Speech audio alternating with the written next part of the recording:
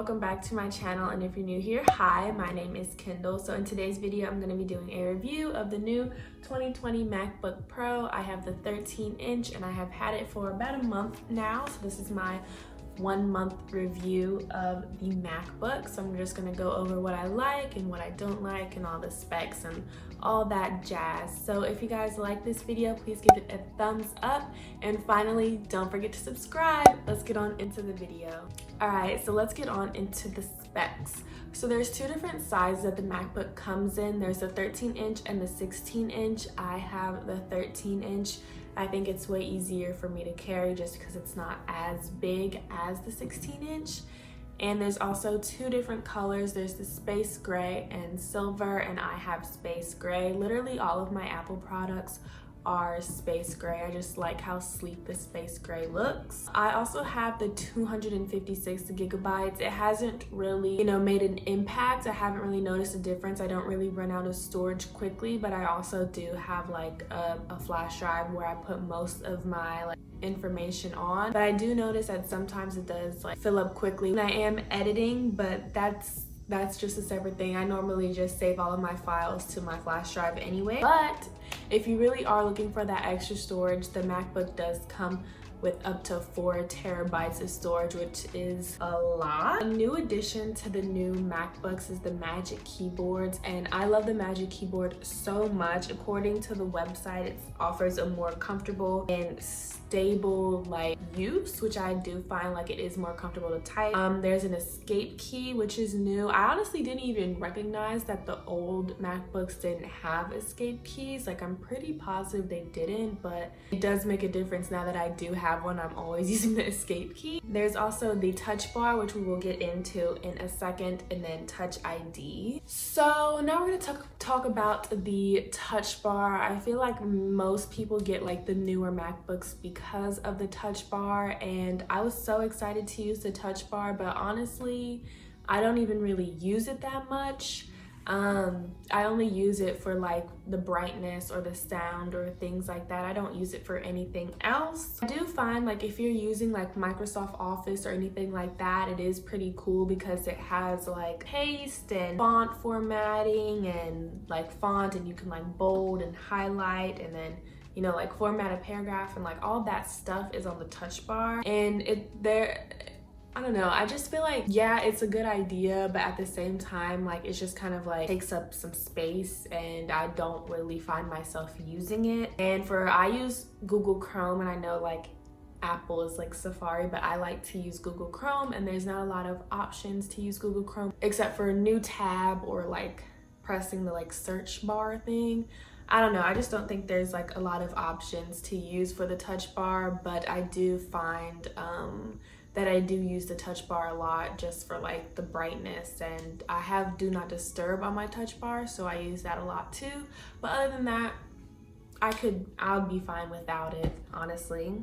So the new MacBooks also have Touch ID, and I love Touch ID on the Mac. It is so helpful. You use it to log into your laptop, or you can use it for credit cards, or the keychain or stuff like that. Just one simple touch, and then boom, Apple Pay is just right there. I love it a lot. I think it's a brilliant addition to the MacBook, just because it makes it so much easier, and you don't have to enter all of your information. It's just boop, and that's it. I really like that feature a lot. Now, I do use my MacBook a lot for school and casual use. I really do think that it's going to be great for online school. I mean, you can basically do anything on a Mac, writing papers or PowerPoints, or it has a webcam, so if you have to do a Zoom, you can Zoom. I mean, I think it's really great for browsing and all that stuff, especially if you're just a student and you're just using it for schoolwork. I do think the Mac is a really good option just because it's durable. You can do basically everything, and yeah, the only thing that I would say is that because there's no USB ports, you'd have to get the little USB-C adapter, which is what I have, and that comes with the USB ports and HDMIs and SD cards and like stuff like that. I think that's really something that aggravates me the most about the MacBook, is that it doesn't have USB ports. I don't know why or whose idea it was to get rid of those, but I need them to put it back, because why do I need to buy an extra piece just so I can, you know, load my files? Like, that doesn't make any sense. So next we're going to talk about battery life, and it says it's supposed to last all day or like 10 hours. I don't know if that's really true, because if I'm editing, I do notice that my Mac does die a lot faster than when I'm just like doing casual browsing. So maybe that's just like a personal thing, and if you're not like doing hardcore editing, then you'll be like perfectly fine and your MacBook will last like all day, because if I'm not editing, it does last all day. But you know, it would be nice to not have to like plug it up when I'm like in the middle of editing or anything like that. Ooh, this next part does like get on my nerves a little bit. I think this video sounds like I really hate the Mac. I don't hate it. I really like the computer, but there is a fan, and I do find that it's very loud when I'm editing. I feel like all of my problems come from like when I'm editing, but I think that's just because I'm continuously on the computer like doing stuff and using like a lot of tabs, or you know, downloading a lot of things, so it's just working a little bit harder. But the fan gets so loud sometimes if I just like have it on, and I'm pretty positive, like I looked it up and it said if you're like if it's sitting on like a blanket or something, it will be louder, and honestly that's how I do most of my editing anyway.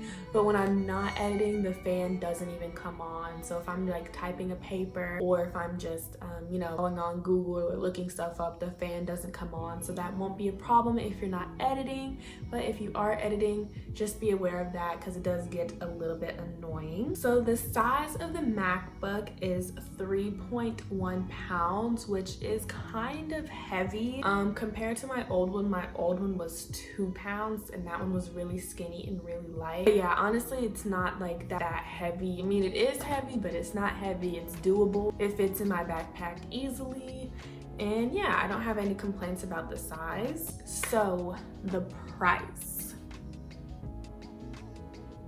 So the regular price for the MacBook Pro, the 13-inch, is $1,299.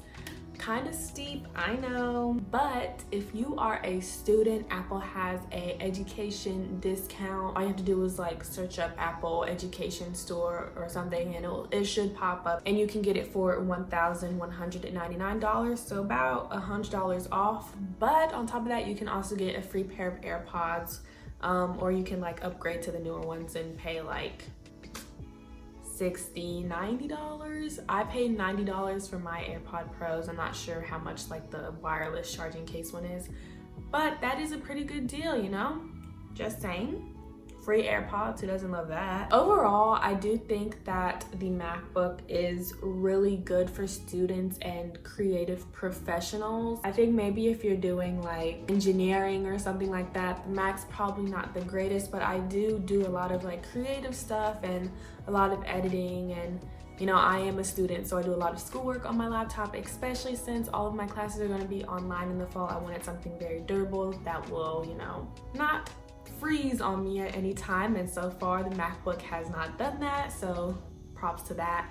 But overall, I do think it's a really good laptop, and if you're really wanting to invest in a new laptop, I recommend getting the MacBook. Honestly, if you want the one without the touch bar, go for it. If you do want the one with the touch bar, go for it. I don't really notice like a difference at all. Don't really use it. That's probably my only negative thing about the new laptop, is like the touch bar was like all the rage, and I'm like, I don't even use it that much. So yep, that's all I have to say about the MacBook.